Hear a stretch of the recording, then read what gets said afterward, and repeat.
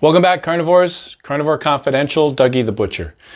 We're going to do something fun today. I picked up a package of beef jerky. I'm going to cover up, I'm not sponsored by these folks, I just cover up the name. I'm sure you know who it is, but I just wanted to point out that this little itty bitty bag, 35 grams of beef jerky, cost me $4. We're going to make our own today, and I'm going to show you how. It's lots of fun, so come on back.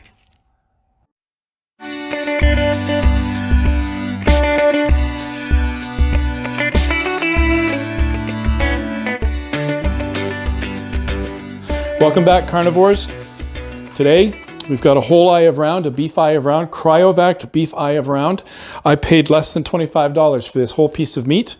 I'm going to take it out of the bag, dry it off, and then I'm going to come back and show you how to slice this up for our own homemade jerky.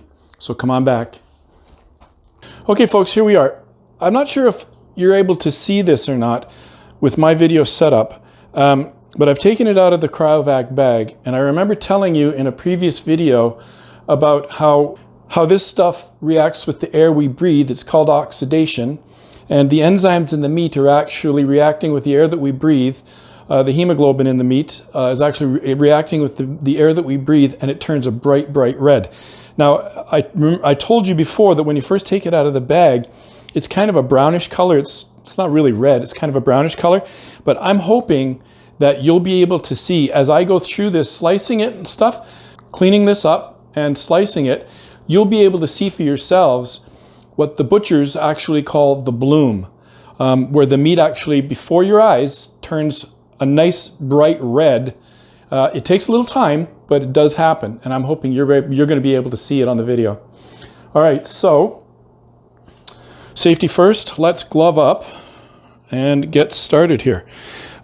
The stuff that I'm going to be trimming off of here, I'm going to be using when I make a ground. I always have trouble with this glove. There we go. Okay, the stuff that I'm going to be trimming off this, all this silver skin and the fat and any red bits that come with it, I'm going to be using to make ground beef in a future video. I have a blade roast that I'm going to slice and grind and mix with some pork fat, and stay tuned for that when that one's coming. All right, so here we go.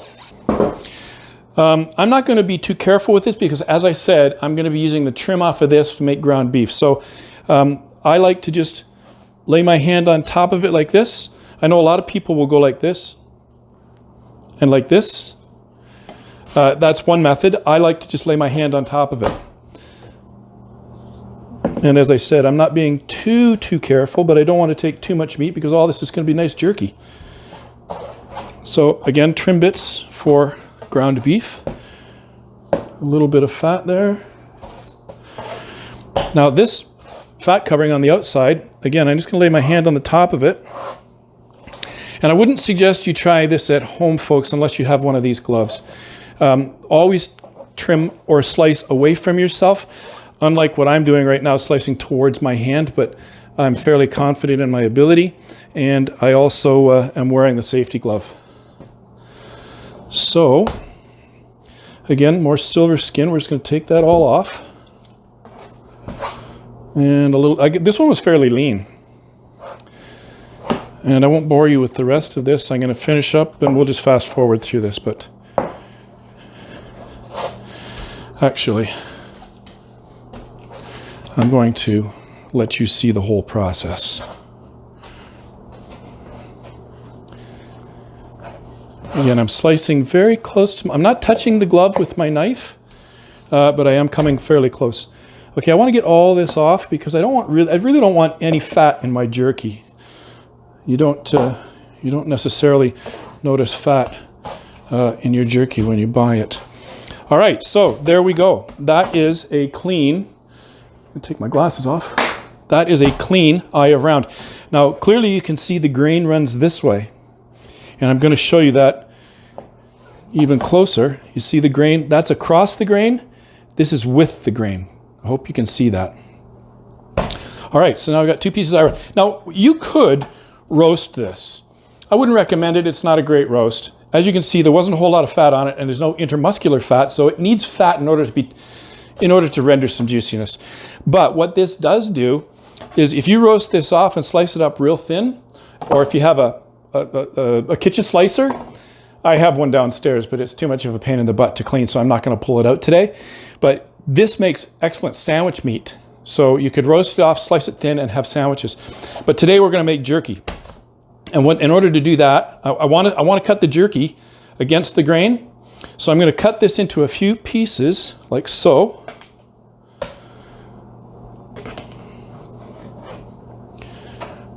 Like so. Oops. And there's some fat I want to take out.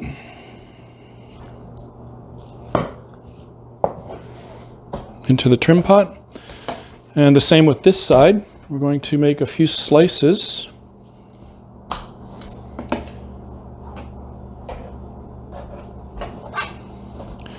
And again, a little bit of fat on the inside. We're going to scoop that out and scoop that out. And into the ground beef.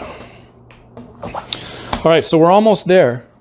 This is it's not really the hard part, but this is the part that you folks might find a little bit more challenging than me. But anyway, see, this is going to be our jerky slices. All right? I'm going to slice across the grain this way, all the way down. Now, I'm going to go ahead and get started doing it. The last time I made jerky, I made them really paper thin, and I think I dried them for too long. Because they were like, man, they were a challenge to chew.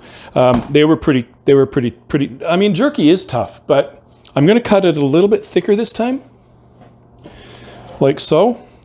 And what I'm also going to do after we marinate this, I'm going to pound each one of these pieces with a meat mallet.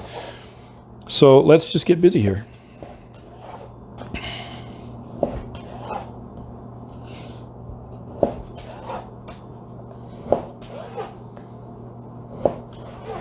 I know it looks like you could perhaps use this for stir fry as well. I personally wouldn't really recommend it. I would go for a better cut. This cut of meat is the eye of round, and the eye of round equates on the human carcass. If you want to relate to it, see which way there's a grain. If you want to relate to it in human terms, it's actually your hamstring muscle on the back of your leg. So you know how hard that muscle works. Just to speak a little further about the eye of round muscle. Its main function in life is for support and mobility, and therefore it's a medium hardworking muscle and not very tender on your plate. So I wouldn't use this as a stir fry. I would use something more along the lines of top sirloin for a stir fry, just because this isn't a very tender muscle.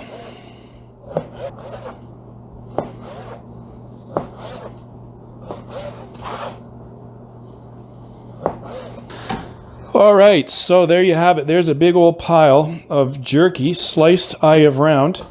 The next step we're going to do is we're going to mix up a marinade and get this marinating in a couple of bags. Just a word about this. Now, I use this for jerky because it doesn't have a whole lot of intermuscular fat.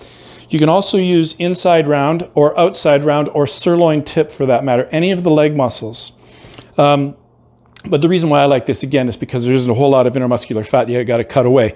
There's quite a bit more intermuscular fat on the eye of round, quite a bit more intermuscular fat on the inside round, slightly less on the outside round, and considerably more intermuscular fat on the sirloin tip, because the sirloin tip has a number of different muscles, as opposed to the inside round only has two muscles, the cap and the muscle, the inside round muscle itself, and the outside round only has two muscles as well, and there's a wedge of fat separating those two. So, excuse me. Come on back, folks. We're gonna whip up a marinade and get this going in the fridge. And then the next step will be to show you how to dry it or dehydrate it. I personally have a dehydrator, but you can use your oven, and I'm going to show you both ways to do that. All right, so come on back. All right, folks, what we've got here for this marinade is, and I've doubled this recipe, so if you've got, I've got like 5 pounds of meat. So if you've got 2 pounds or 2.5 pounds, I would cut this in half, okay? Don't want it to be too salty. What we have is 4 tablespoons of soy sauce, a quarter of a cup of soy sauce, 4 tablespoons of Worcestershire sauce, or as Guy Fieri says, wash your sister sauce, 4 tablespoons of brown sugar, 2 teaspoons of salt, 2 teaspoons of crushed black pepper, 2 teaspoons of garlic powder, not salt, powder, and 2 teaspoons of onion powder, not salt, 2 teaspoons of paprika. I used mild paprika because I didn't want to have to, call my lawyer because it was too hot. And very important, this is actually called Prog Powder number 1. Let me show it to you here. It's actually a meat preservative, and when you're doing stuff like this, making sausage or jerky or even corned beef, 1 level teaspoon per 5 pounds of meat of this stuff, and you'll save yourself a world of hurt. Botulism will kill you. Anyway, found this online. It's called Prog Powder, or Premium number 1 Prog Powder. Some people call it pink salt, but pink salt is actually a finishing salt that chefs use, a Himalayan pink salt, and it's not the same as this. So there you have it. Let's mix it up in a bowl. Come on back.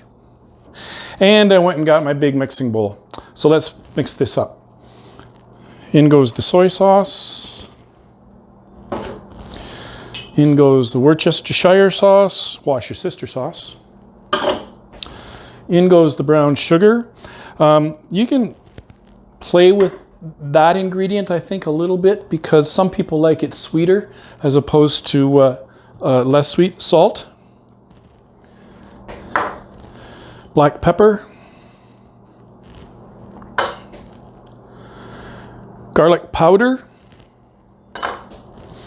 Onion powder. Sweet paprika. And last but not least, a level teaspoon of the Himalayan, the Prog powder. All right, whisk. And we'll just mix this up. And I've got a couple of Ziploc bags. And we're back with the meat. I've got a couple of Ziploc bags. I'm gonna grab some tongs.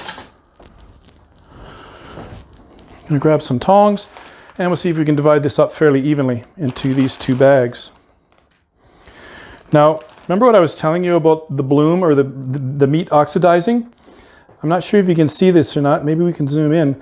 But see, this part was touching another piece of meat, and this part was exposed to the air. So you can see how this is darker than that. That's a nice red. That, ladies and gentlemen, is the bloom. Explained or demonstrated fairly nicely.